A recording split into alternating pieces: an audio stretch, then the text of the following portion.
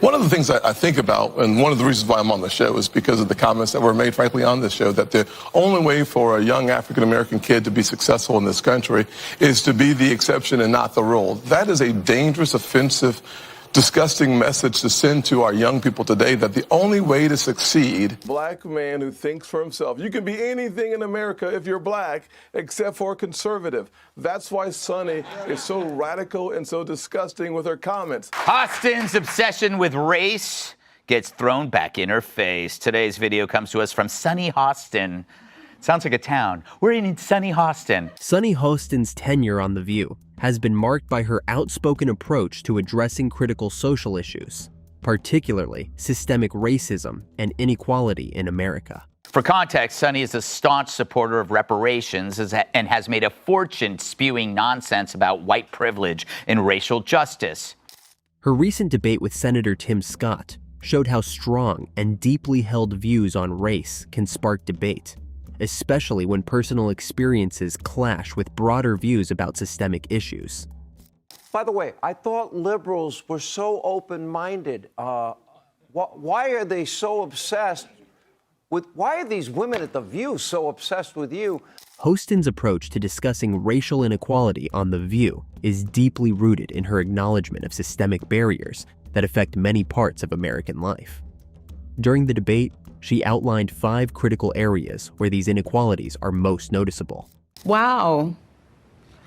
I'm a little bit in shock. I just always thought of myself as Puerto Rican, half Puerto Rican. Hey, real quick, if you're enjoying this content and want more insights like this, hit subscribe and help us reach these topics to a broader audience. Thank you for the support. Now, let's jump back in.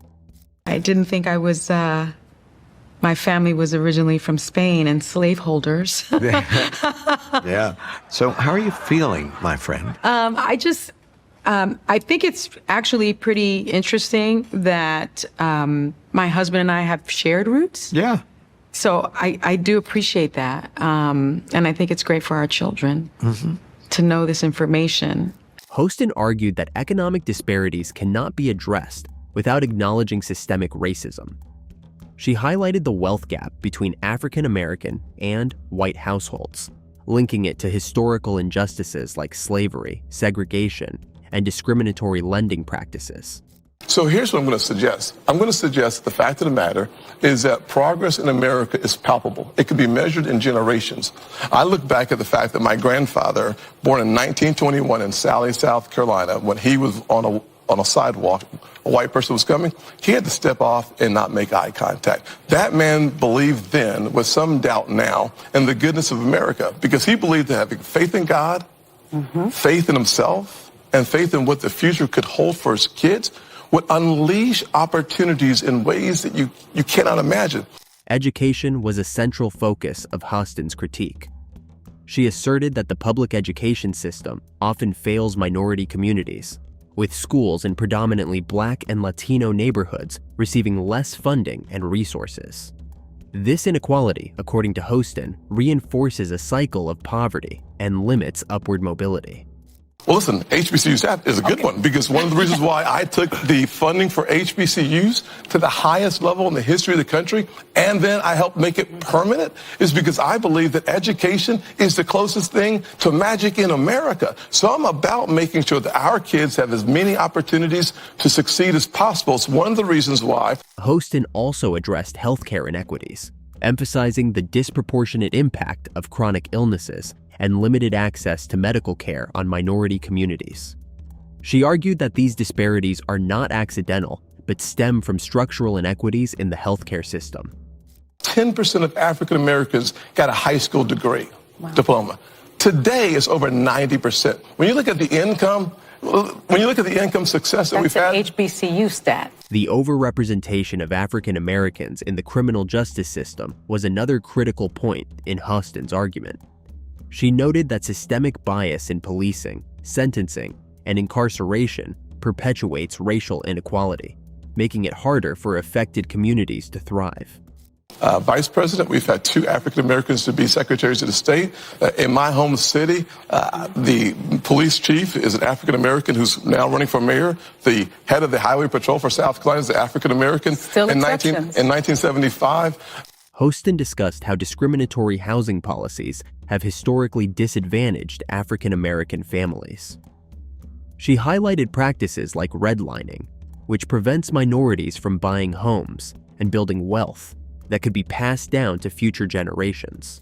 African American and Hispanic hosts. So what I'm suggesting is that the yesterday's exception is today's rule. A major disagreement during the debate was about the idea of individual success. Hostin acknowledged that Tim Scott's accomplishments are impressive, but she argued that they don't prove systemic barriers no longer exist. She criticized the idea that such success stories should be seen as the rule rather than the exception, suggesting that this perspective undermines efforts to address structural inequalities. I can't imagine. But it is. But it's not actually. It's been 114 years. Yeah, so the fact of the matter is we've had an African-American president, African-American vice president. We've had 2 African-Americans to be secretaries of the state. In my home city, the police chief is an African-American who's now running for mayor. Hostin disagreed with Scott's claim that his success proves systemic racism isn't a widespread problem. She argued that focusing on rare success stories ignores the everyday struggles of people facing systemic challenges.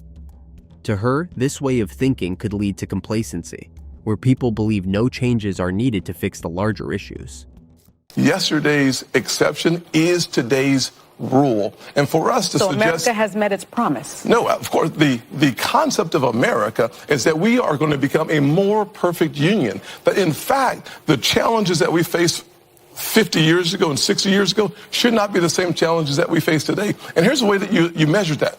Hostin's critique extended beyond the issues of race and inequality to include the dynamics of the debate itself. She highlighted the hostile environment created by interruptions, audience reactions, and editorial control, which she believed were designed to prevent meaningful dialogue. Now, the media mob, once again, they're coming for one of their favorite targets. That's 2024 Republican presidential candidate, South Carolina Senator Tim Scott. And as per usual, the ladies at that hard-hitting news show on ABC called The View couldn't help from, well, weighing in, this time worrying over his love life. As a co-host of The View, Hostin has consistently used her platform to advocate for justice and equality. She viewed this debate as an opportunity to challenge narratives that she sees as dismissive of systemic barriers. However, the combative nature of the exchange underscored the challenges of fostering constructive dialogue in polarized media spaces. She's actually the descendant of slave owners from Europe. Here's how she took the news. Roll it. Wow. I'm a little bit in shock. I just always thought of myself as Puerto Rican, half Puerto Rican. I didn't think I was, my family was originally from Spain and slaveholders. Yeah. Hostin argued that systemic racism is deeply embedded in American policies, from tax codes to voting rights legislation. She emphasized the need for systemic reform to address these ingrained inequities, advocating for policies that prioritize equity and inclusion. Ginny Thomas, who's white, and, he might marry a Ginny Thomas. Is that not playing the race card? Sure. Absolutely, Sean. The Democrat Party and the progressive left, they are stuck in Jim Crow 1920s and 30s. What they do not want is a black man who thinks for himself. You can be anything in America if you're black, except for conservative. Hostin criticized Scott's position as overly simplistic, arguing that his reliance on personal anecdotes failed to address the broader systemic issues. She challenged him to acknowledge the structural barriers that prevent many minorities from achieving similar success. That's why Sunny is so radical and so disgusting with her comments. They do not want my life story to be told because it disrupts the lies of the radical left. I can't think of anything more disgusting and more disheartening to watch the Democratic Party descend down into the 1920s. The emotional intensity of the debate highlighted the deeply personal nature of these issues. Hostin's passion for advocating systemic change clashed with Scott's focus on individual empowerment, creating a dynamic that was as compelling as it was contentious. The only thing that I worry about is like a Ginny Thomas popping up, right? So you have someone that is single and someone becomes president and then he meets a Ginny Thomas. And so if someone is not married and then they get married to Ginny Thomas, I'm concerned. Hostin placed the debate within the broader historical context of racial inequality in America. She pointed to the legacy of slavery, segregation, and discriminatory policies as foundational to the systemic barriers that persist today. I think that women, white women in particular, want to protect the patriarchy here because it's to their benefit. Yeah. They want to make sure that their husbands do well. They want to make sure that their sons do well. They want to make sure that their children do well. And they want to make sure that they do well. Most of the women in some of these studies are married white women. Despite the heated exchange, Hostin emphasized the importance of moving beyond polarization to address these critical issues.